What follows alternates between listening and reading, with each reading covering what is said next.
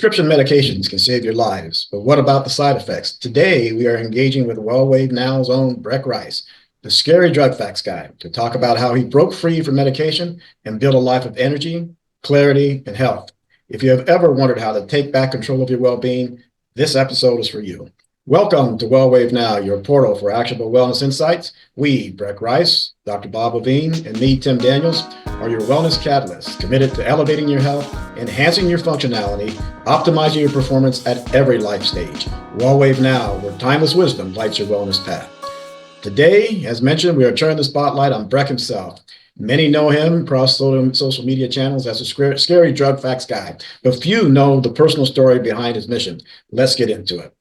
Breck, so your work with Scary Drug Facts series is all about helping people, understand the medication risk.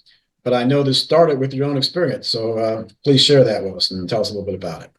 Yeah, so I've been around pharmacies for over 20 years, about 22 years now. I've been working with community pharmacies all over the United States. And so I've been around the providers and the prescribers and everyone that are prescribing the medications.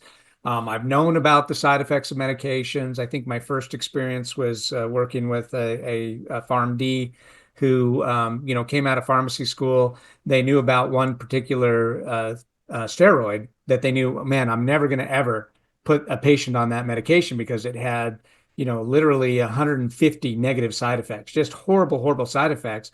The medication had been around since the 50s, really long time. Well, later in her life, she ended up needing a life-saving medication. And guess what? It was that same steroid. And so she's like, oh my gosh, I have to take this thing that I know has all these horrible side effects. So that was my first real experience with, yeah, I knew that these medications had potential side effects. And that's why I always talk about my, hey, when the side effects outweigh the benefits of what that drug is supposed to be doing for you, you need to do something different. Great. But now, what was your personal health challenge and Yeah, what so medication were you on? fast forward a few years, I'm taking the easy road out, wanting to continue to like all of the really spicy foods that I love. I love Mexican food and hotter the better and just love the spicy foods. And so, with that came some acid reflux, heartburn, right? Spicy food can do that to you. And I, like most patients, I'm sure there's a lot smarter people out there than me, but I took the easy road, right? I got a prescription for a proton pump inhibitor, a PPI, right? Medication called omeprazole, and it worked beautifully, right? Did its job exactly like it was supposed to. Right. But now, And before you go down that path a little bit, people that haven't had, well, they're all degrees of kind of the acid reflux, the heartburn. And people that haven't experienced it kind of say, how big a deal is this? So how was it impacting you, Brett? Yeah, it was a big deal for me. I thought I had chronic drainage from sinuses and always had a constant sore throat and I just thought it was from drainage, right? Come to find out, no, my sore throat was actually acid reflux. It was acid burning my throat, and so that's when I found out, hey, I've got to take care of this. I had so much scar tissue in my throat that I think and Dr. Bob, the PhD on here, will have to correct me. I think there's like a normally it's about a 10 centimeter, or is it millimeter? Something Millimeter. 10 millimeters, 10 Yeah, got it. millimeter opening. And I had so much scar tissue that literally half of my opening had closed off because of scarring. And so I found that out when I about choked to death on just a piece of chicken and about died from that going, hey, something's wrong here. And so that was all because of that acid reflux that had built up all that scar tissue to answer your question. But and I think also so it was serious for you, as you mentioned, impacting your life. And then I think people also should realize it can, even if not treat it, which is I'm glad you took, it can lead to even some more complications. It can go to ulcers. It can even cause esophageal cancer. And so it's not a trivial thing if one doesn't address it. So Yeah. Yeah, but like most medications, even though this was super effective for me and it was doing the job, right? It was doing exactly what it was supposed to do. I continued to enjoy my spicy foods. I didn't change my diet because I was a, lazy American just wanting to do, live my life and played into the pharmaceutical companies saying, "Hey, this is going to solve all your problems." And it did for a time. But like most medications, not all, but most, they're Mhm. intended for short-term use. It was never intended for me to be on that medication for the rest of my life and take that easy road. And and Okay, I have to interrupt for a second because yep. you said that most, if not most, medications are designed to be used short term. So, what percentage of drugs these days that are given are prescribed or used short term? Really? It's, Yeah, not There's anymore. Dr. Bob showing his bias. We know where Bob's coming out from that one. But well, I mean, yeah, well, see, because I'm a fan of drug holidays. You can explain that if you're interested to explain that, Breck. But I just wanted to say that the drugs could have been designed as a short term usage, but they're not used that way for most of them. I would say are not used that way. Would you agree, Breck? I don't know. I would agree, and I would agree that we're being marketed to that point, right? Because, big pharma isn't going to make the margins that they need to make off of somebody taking something for a short period of time. They want you to take it for a long time. Yeah. So I Yeah. would agree with that. Yeah. But let me tell you, there weren't real bad side effects for this proton pump inhibitor. Some of the common side effects, which I didn't experience, luckily, would be like headache, nausea, vomiting, diarrhea, constipation, stomach pain, flatulence. Those were things I didn't have. I didn't experience. It was doing what it was supposed to do. Less common side effects, dizziness, fatigue, dry mouth, back pain, all these things that didn't really affect me. So the medication worked great for me, right? But then what do I always say at the end of all my scary drug facts? If the side effects outweigh the benefits, well, I didn't know and didn't find out until after I'd been on a medication for over 2 years. It was not intended for me to be on 2 years. It was leaching the calcium from my bones, like right. a lot of So medications. right. So like, and that's a big impact. So, how often were you seeing your doctor during this period, right?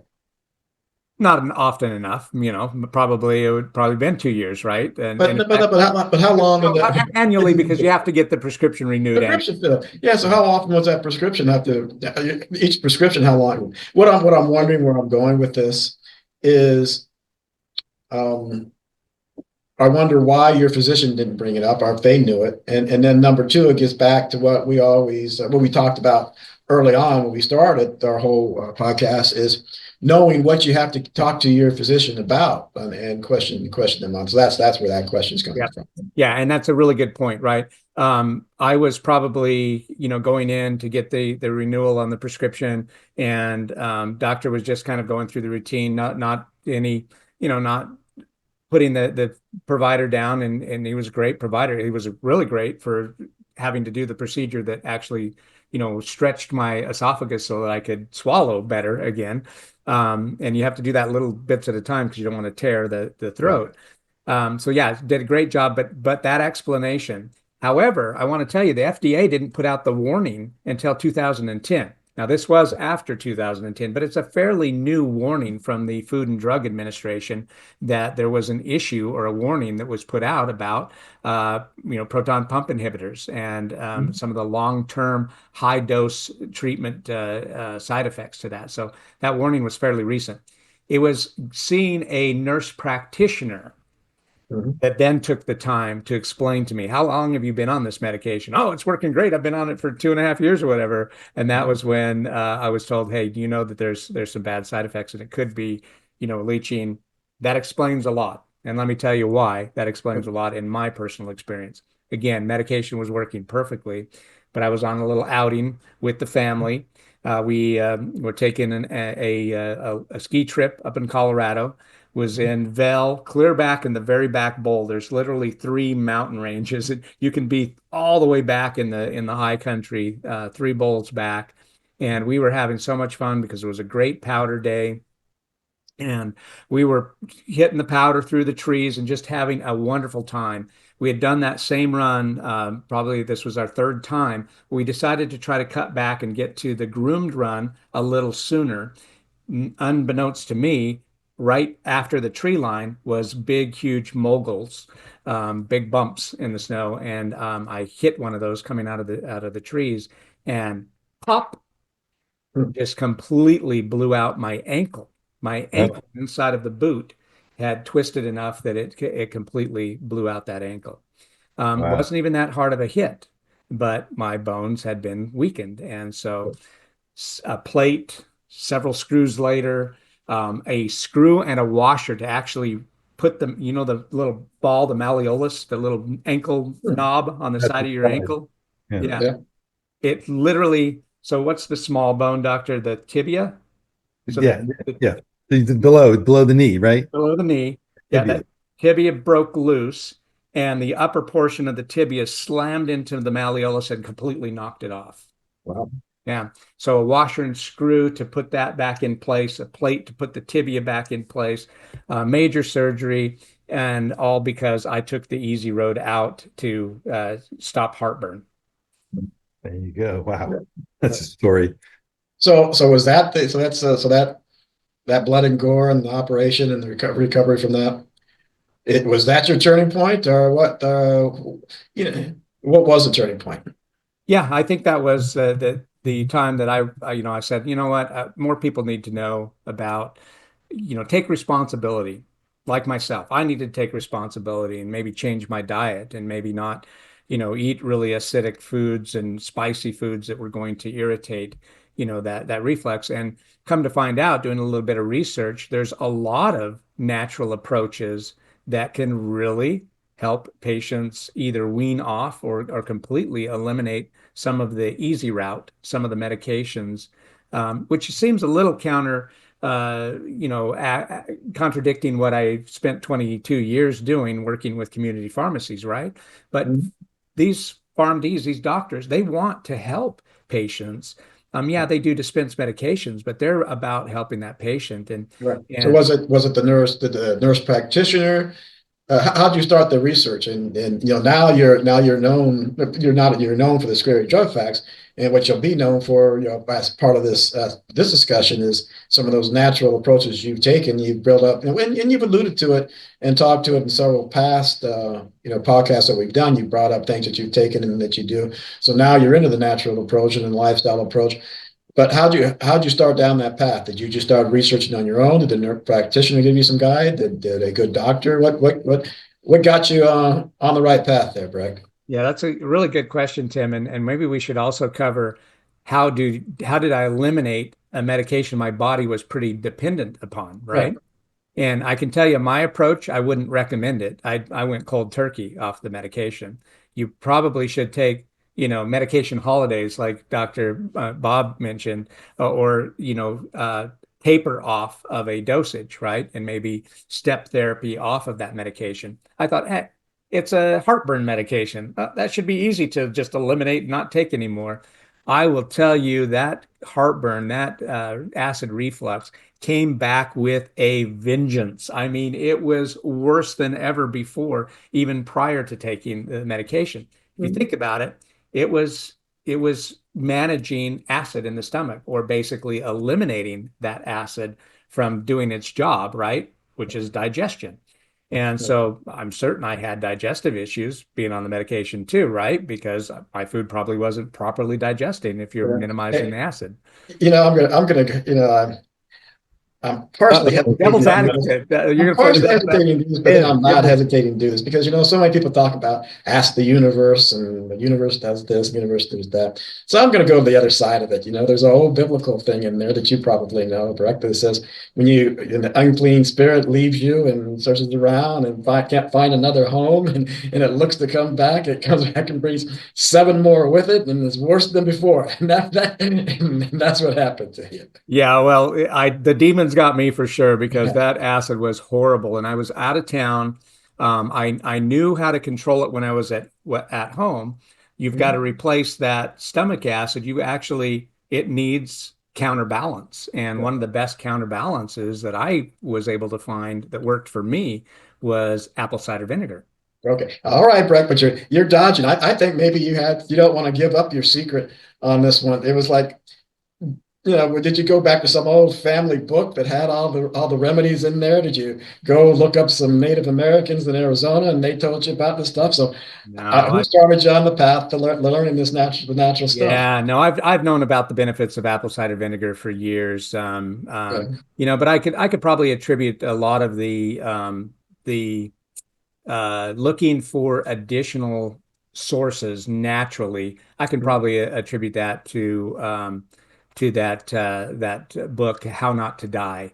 And I'm trying to remember Dr. Michael. I'll have to look it up, but remember his first Sure. name's Michael Greer or something like that, or Gunner. Anyway, Yeah. it's a very plant-based approach, and you're both athletes, D1 former athletes, and you know that protein's important. And I think there's a time and a place for protein. So I like a lot of the strategies, but the completely going plant-based just doesn't work for me.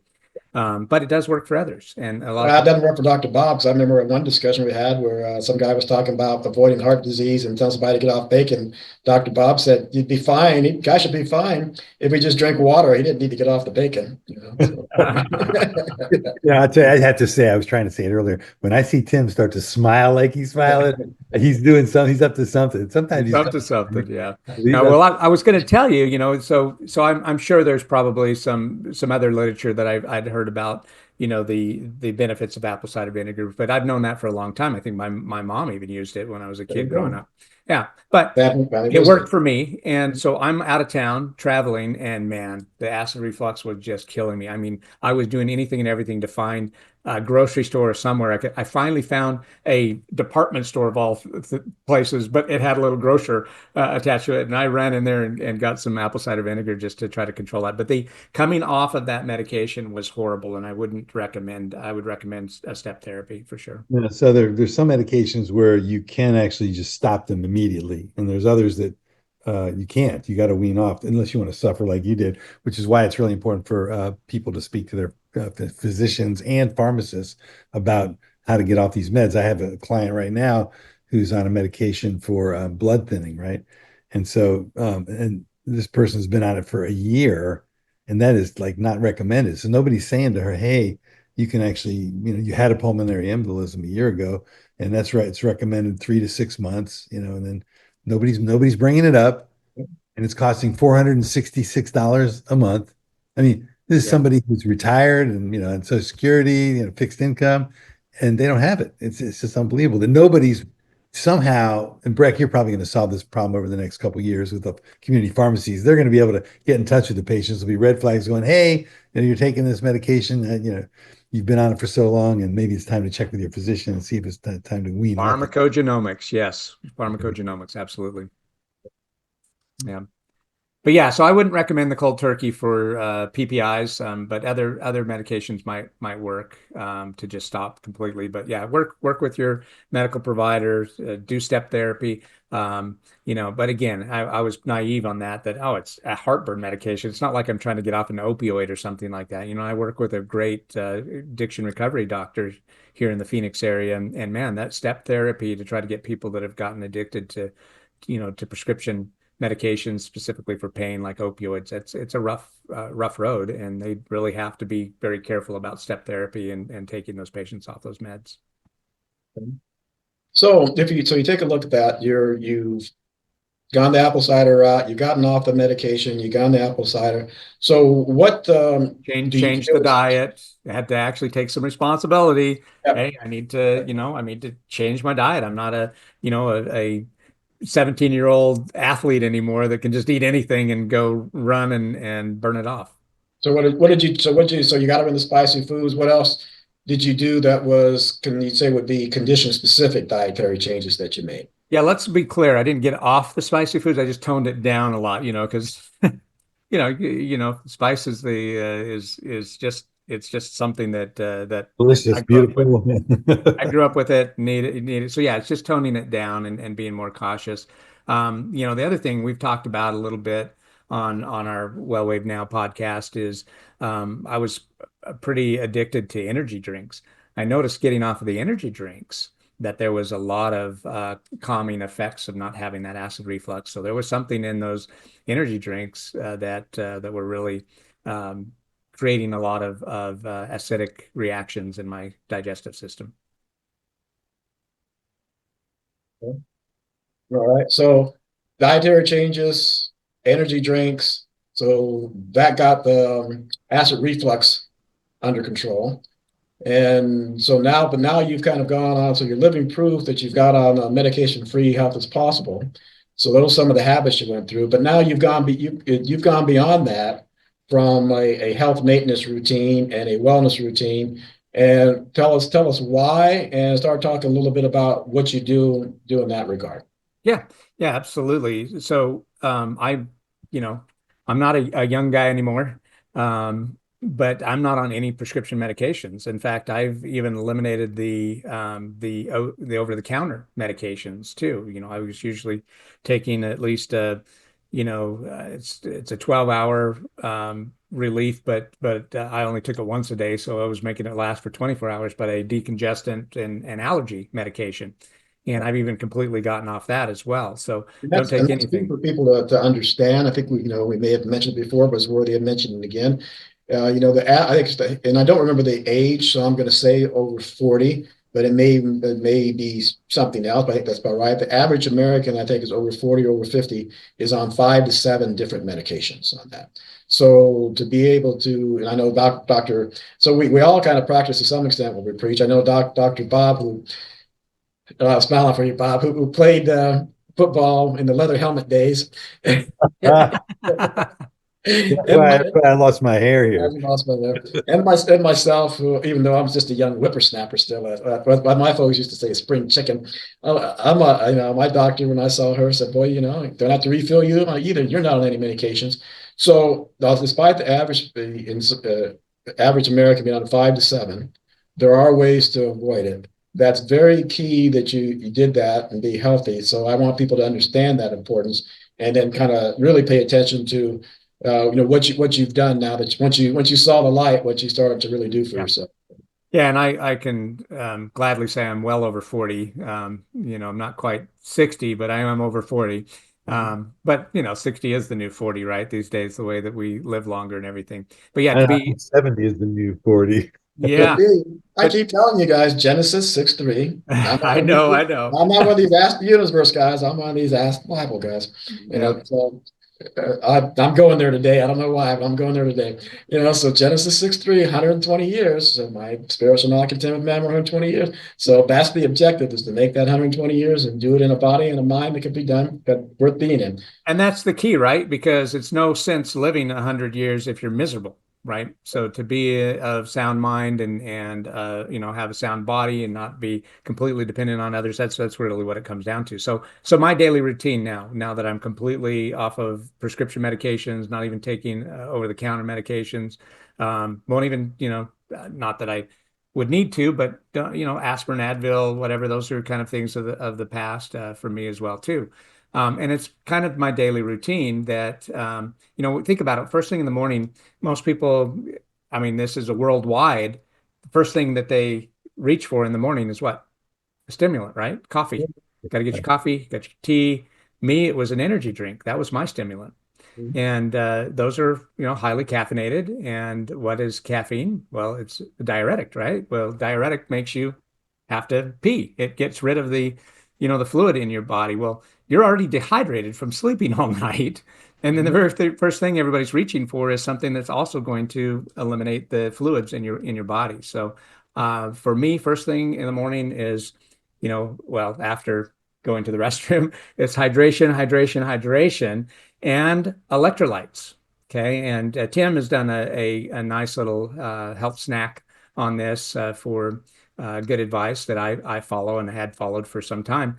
And that's it's one thing to drink water, but filtrated water is going to take all of the minerals out of your water. And so you need to put a pinch of good sea salt in there. And one that I use is the Baja Gold. I learned about this from actual Gary Brecka.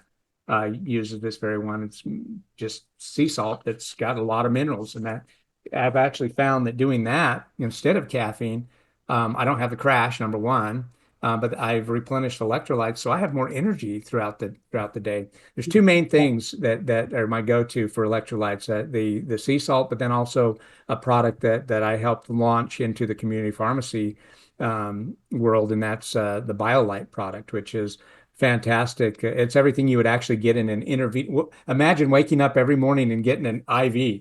How much better would your day be, right? To get hydrated with an IV. Well, everything that you would get in an intravenous IV is in the BioLite product. So BioLite was developed by a doctor whose own wife was going through chemotherapy. And the only thing that helped her feel better was to get on an IV. Just wasn't very practical, right? To take her into the clinic every day. So he developed a product that it's amazing. It's like 500% more electrolytes than you'd get from a sports drink, but without all of the Well, sugar. two things, because just so I know, tell everybody a little bit. I'm going to take a detour to Dr. Bob here for a second after this, but and neither one of you could answer this. So what's really the role of electrolytes in the body? I know we've got, our people, some people are very sophisticated listening to us. Others are just ones that just want to, just starting on how do they live holistic and practice holistic wellness. So for that end of the spectrum, it'd be good to say, why you take those electrolytes and what they're good for. You talking to me, Tim? Yeah, Either Dr. one. Bob. Well, okay, so you need mineralization. I mean, for sure.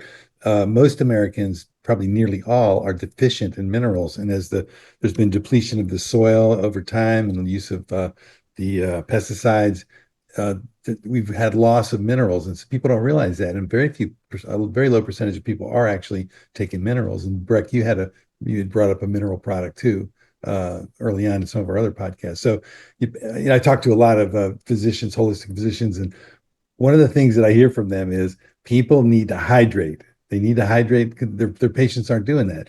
And they say as long as it doesn't even matter what quality water you get, it's better to have lousy water than no water, which is true. However, you do want the best quality water you can get. After you find out how to get the best quality water you can get, then you can start adding minerals to it. It's very inexpensive to add minerals to the water. So I do it myself. I use Himalayan sea salt or Celtic salt for the sea-based minerals, and then I have the fulvic minerals, which are from land-based, and you just put a little pinch of each one in a drink in the morning, and that's it. And it's really cool. It's really great. And I don't take for years, Dr. Bob. And this is where I think it's for the audience there. I know Brett could have answered that question, but it was I think the way I phrased it kind of took it to Dr. Bob, because the detour I was going to take to Dr. Bob, and I'm glad he provided that knowledge there as well, is that for years you were drinking distilled water. And so did you let me just comment on that.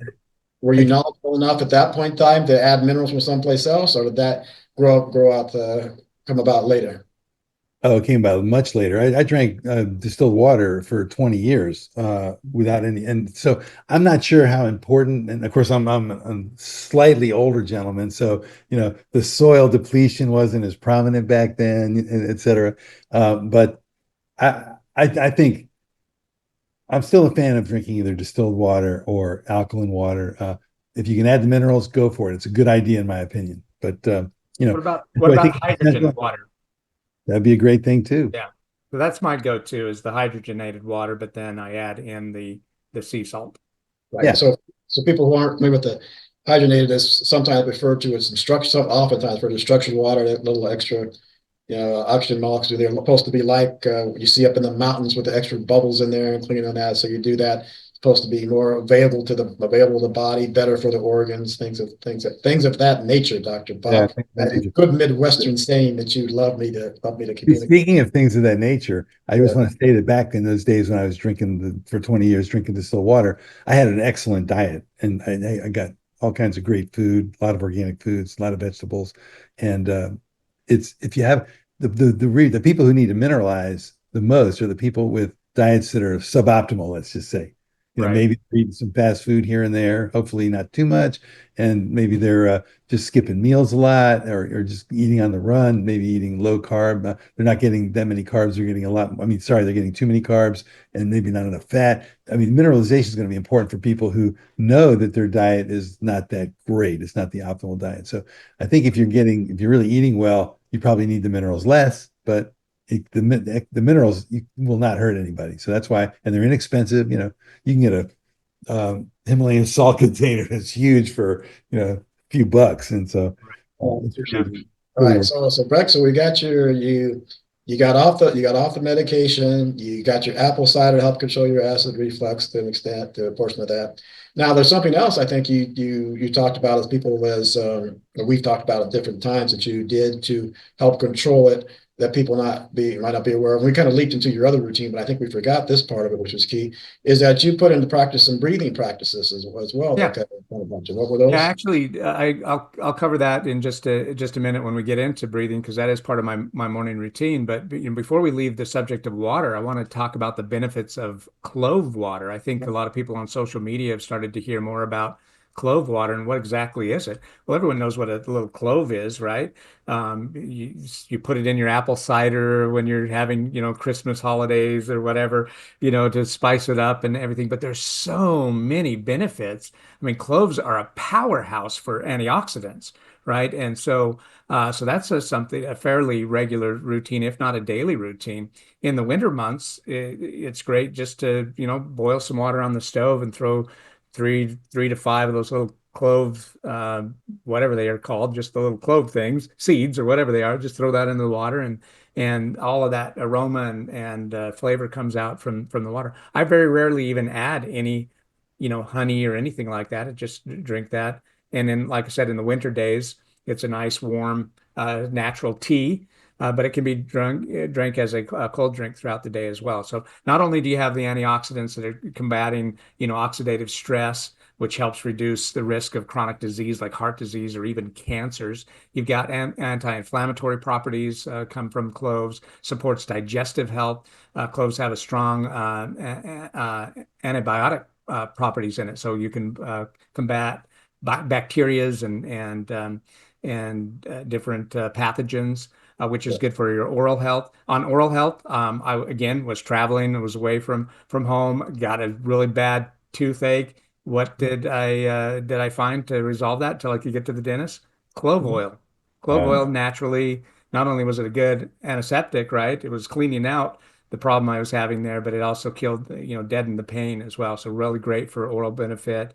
Improves liver health, regulates blood sugar, promotes bone health. So there we go back to, hey, I got to replenish the calcium that I lost from my bones taking that prescription medication.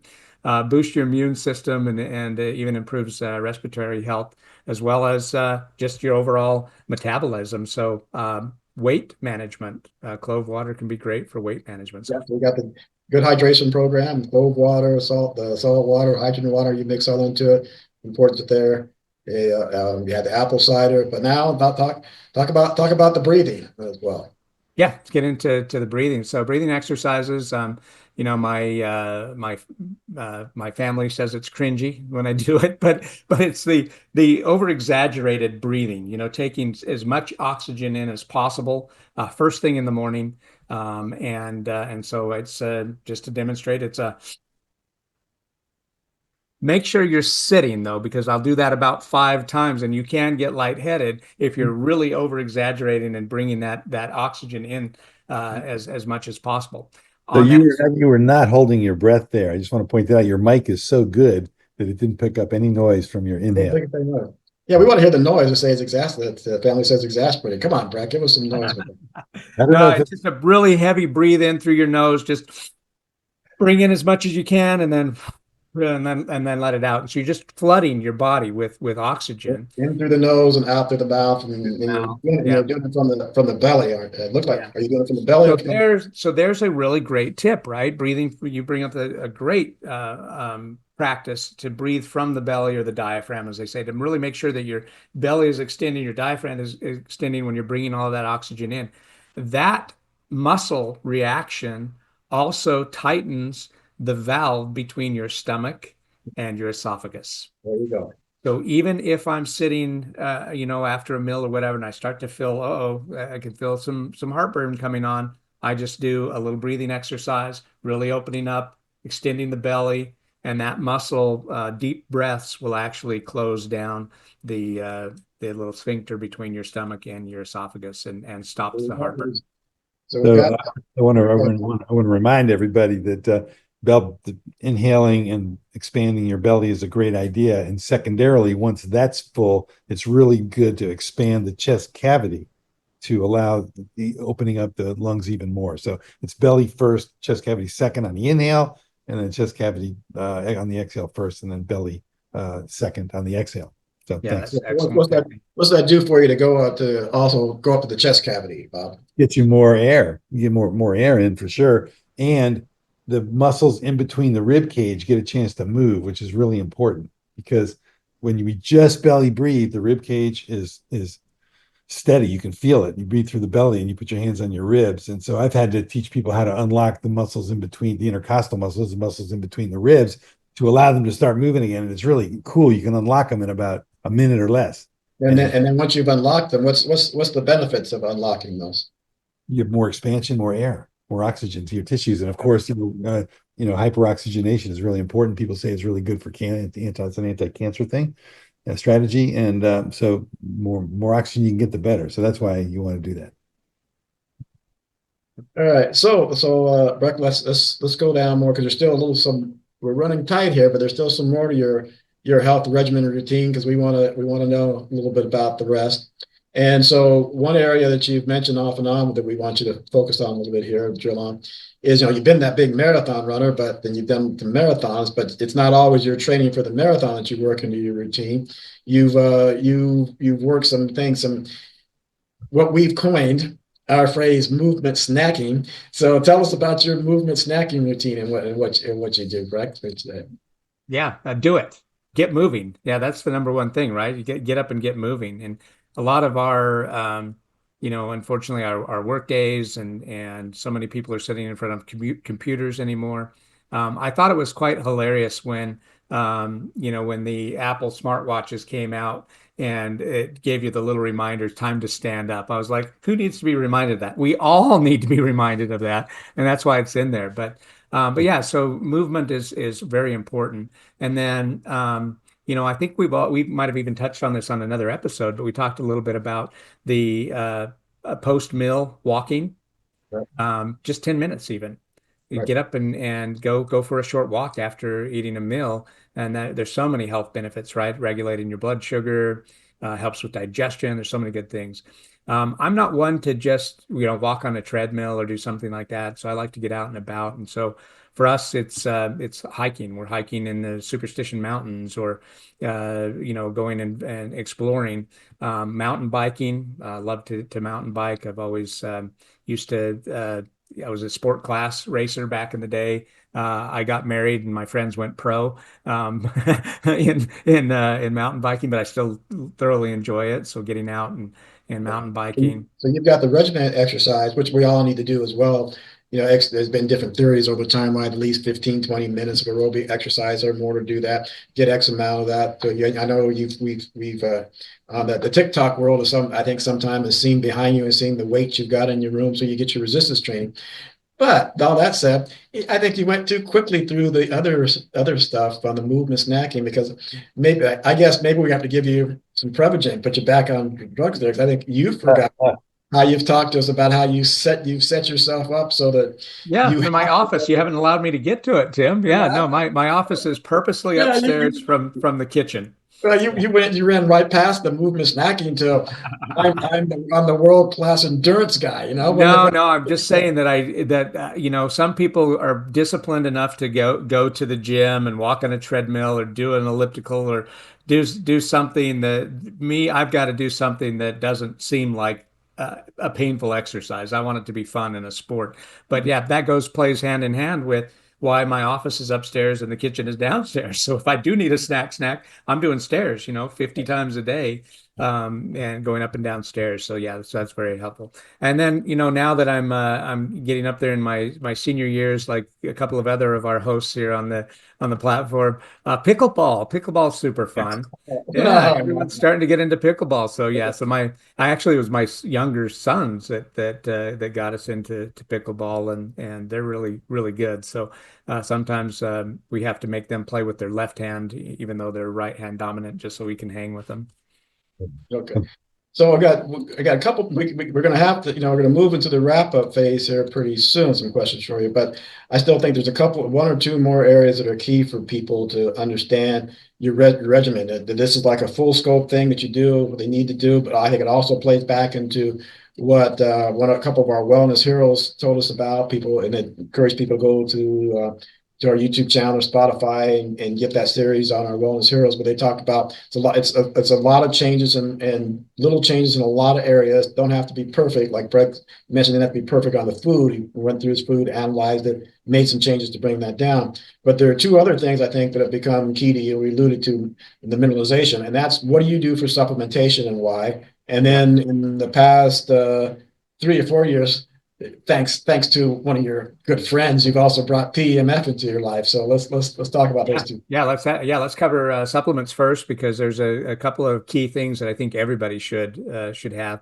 I think everyone should be on a good probiotic. Especially as you start to get a little older, you need digestive help, and you can get it naturally through Greek yogurt and other things like that. But a good probiotic is good. Your D3 and K2.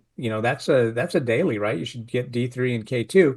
But we learned from one of our other previous guests that you have to take this supplement with a little bit of fat, right? It won't you won't metabolize, you won't absorb the D3 K2, and so you need to make sure that you're eating a little bit of food, an egg or something with that to give you a little bit of fat to carry it to the cells.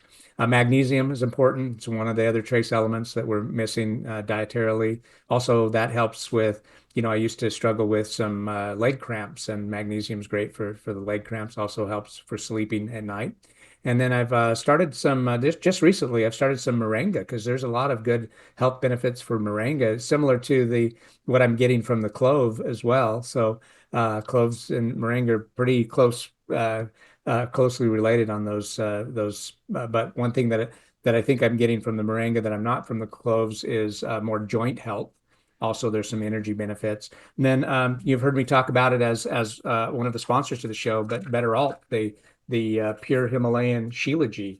Man, this is like 85% of those minerals that we're missing in our daily diet. And so this happens to be the honey sticks, but they're just a little packet you rip open and or you put it into your clove tea if you wanted to sweeten it. But 85% of your minerals that you need just to survive.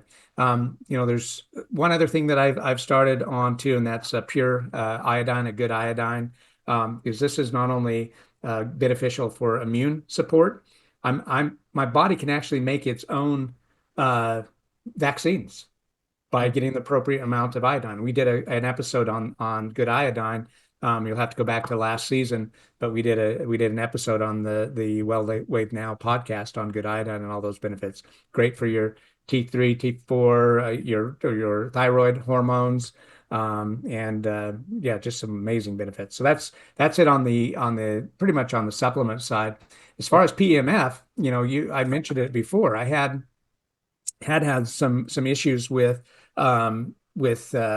restless leg syndrome, getting cramps in the legs and then just having really twitchy legs. I mean, I had RLS, or restless leg syndrome, so bad, guys, that I was literally wearing a hole in my fitted sheet because you're just rubbing your feet together all the time trying to get comfortable, and it literally just wear out a fitted sheet. And then a really nice gentleman, you might have heard of him by the name of Tim Daniels, introduced me to this technology, the PEMF technology, pulsating electromagnetic field therapy, that was low frequency. So it wasn't like I was feeling like I was getting shocked or anything like that. And I'm like, well, man, how could this possibly? Well, it was improving the circulatory system. It was helping blood flow or vasomotion. It improved that by like 30%. I was able to knock out not a debilitating issue, right? Restless leg syndrome is just annoying syndrome, not a debilitating one. But I was able to knock out that RLS in about a week and a half. Was able to completely eliminate it doing 2 a day therapy sessions, just about 8 minutes a day is all. And on the PEMF, and then later found even more benefits from that.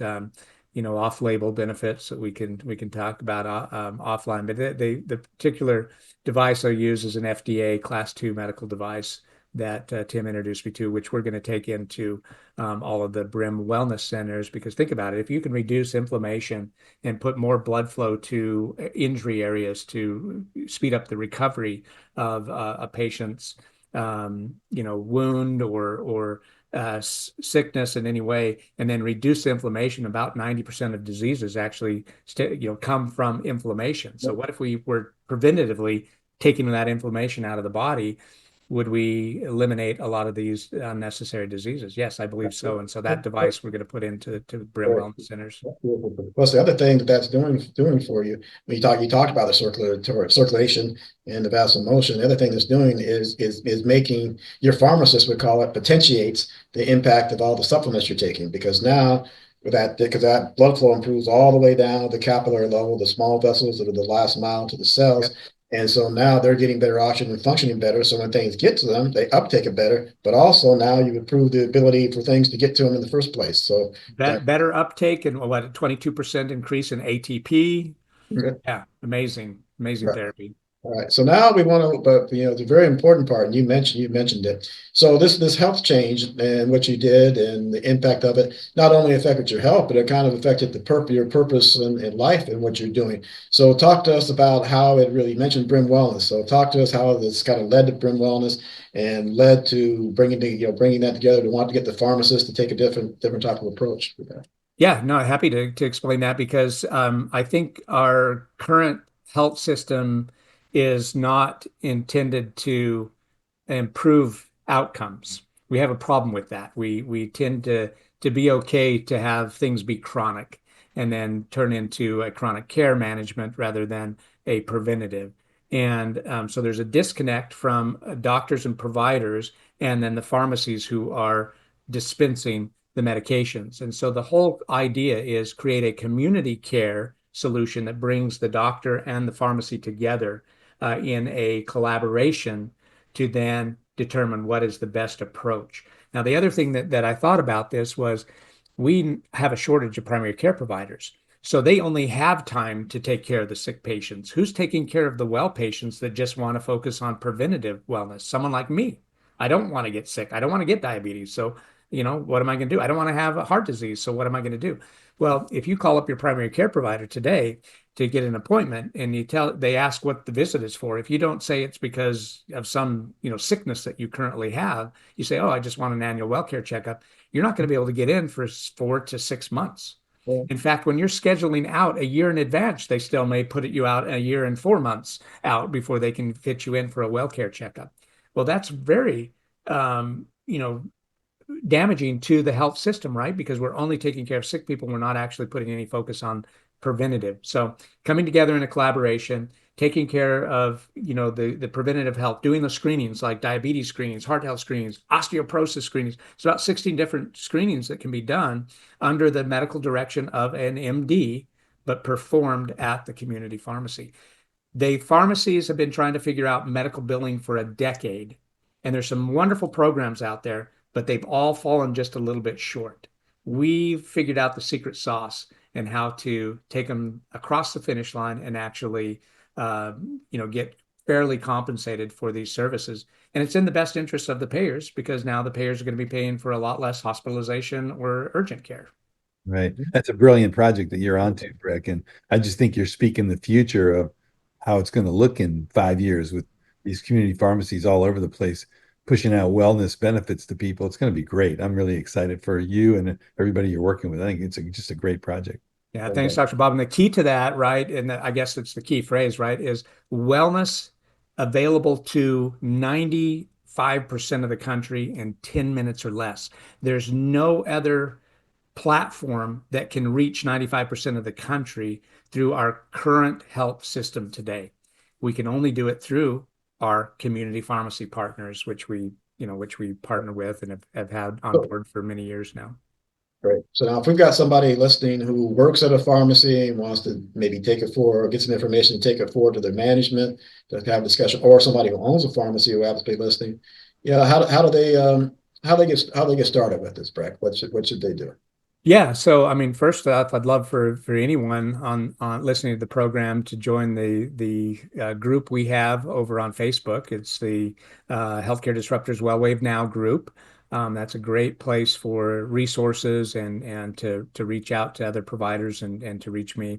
I'm really easy to find as well. I'm the only Breck Rice that I know out there. So if you just look me up on LinkedIn, you'll certainly be able to find my profile there. Most community pharmacies know how to reach me through ServRx, our revenue cycle management company that we do. Like I said, I've been working with community pharmacies for more than 22 years now, helping them with revenue cycle management. So they know how to reach me mainly. But other providers, doctors that I am not working with today, would love to talk to you about these collaborations, right? We'd love to have more physicians out there that can't get to all of those well care checkups. It's affecting their quality measurement scores with CMS too. If you look at a doctor's quality measurement report card, there may be only 25, 30% of the services that are being performed that Medicare wants them to perform. They want to pay them for those services. And so now we can bring additional revenue to that collaborating doctor as well by picking up that slack. We become like a satellite office to that doctor right at a community pharmacy. That's the benefit. Fantastic.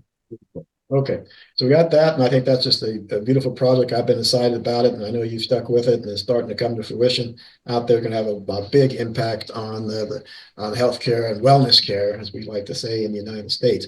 Now, if we bring it back to the individual, to gain from your story today, getting off medication can be fearful, and can be fear generating. And I know we said, talk to your physician a little bit, but given that. How would you suggest someone get started and kind of work through that fear of of trying to get off the medication? Yeah, there's a couple of approaches I'd recommend, and I'm sure Dr. Bob has some good insight on this as well. Obviously work with your medical professional. So, make sure that your doctor's in the loop on whatever you want to start to taper off of. But from the pharmacy side, and again, this is where this working together, doctors and pharmacists together, there is a genetic test that can be performed. You only need one in your entire lifetime because your genetics are the same today, tomorrow, and yesterday. But you can do a DNA genetic test, or called pharmacogenomics test, that will actually identify exactly what medications do work for you and which ones don't. What we find out from those genetic tests is patients are on a lot of medications that they're not getting the intended benefit from. About a very high percentage, and I'll let Dr. Bob tell us what that percentage is, but there's a higher percentage that the patient is on a medication that they're getting zero benefit from than the 30 to 50% of the patients that are actually getting the intended benefit. And we find that out through these DNA tests that will identify, and they're really easy to read. It's kind of a stoplight approach. Green medications are the ones that can be metabolized by that patient. Yellow, where medications proceed with caution. And then there's the red medications. Hey, get off those. You're not getting any of the intended benefit, or they could be a drug-drug interaction with another medication you've been prescribed. How can someone get access to those tests, Brett? Yeah, most pharmacies now have the availability. The big universities have so there's a medical school down in Arizona, University of Arizona. They have a big pharmacogenomics lab down there as well. Are those tests covered by, let's say, Medicare or? Good question, Dr. Bob. Medicare is starting to cover them now. They see the benefit, and also, they have some prerequisites, like the patient has to be on multiple medications, because if you're just on one medication, you don't go take the test just to see, oh, is this the right medication? But if they're on 10, 12, 15, we had one poor lady that was on 21 medications, just a walking zombie, right?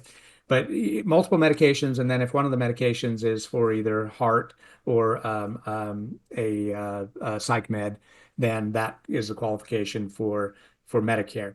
We hope that the commercial payers will also come on board, but the cash price is starting to come down on that too. And again, it's a one-time deal where you don't have to do it every 3 or 6 months or whatever. It's just a one-time. And those cash price for a comprehensive, which covers everything, is coming down to $400 or $500 now.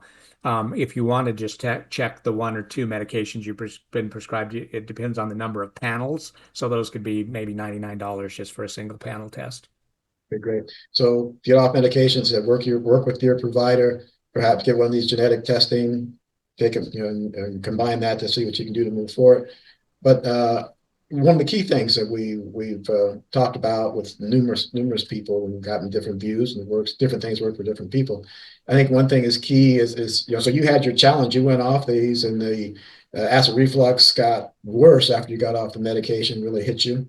So what advice do you give to people when they run into challenges, so it's not going as fast as they like, getting off medication or with their wellness journey overall, to stay motivated to get towards that goal, Brett?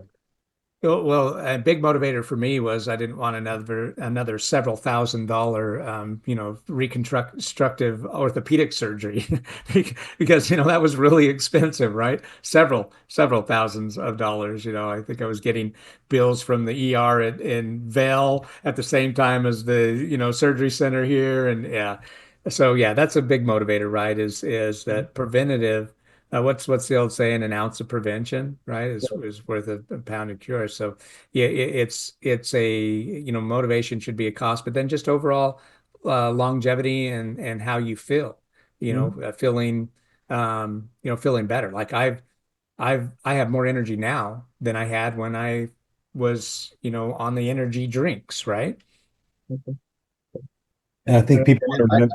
So that's kind of goes into Bob's world. So tell us about that future visioning and how that also helps, Bob. I was just going to go there, Tim. You're reading my mind, and that's fantastic. You're really on board. We're mind melding here. Yeah, well, that's really important. That actually having what I call a true future vision, what people really want, if they want to get off the medicines, it'll generate, if they focus on that and they generate the confidence necessary to talk to the physicians and other practitioners who they need to talk to about it and ask them definitively how to do it.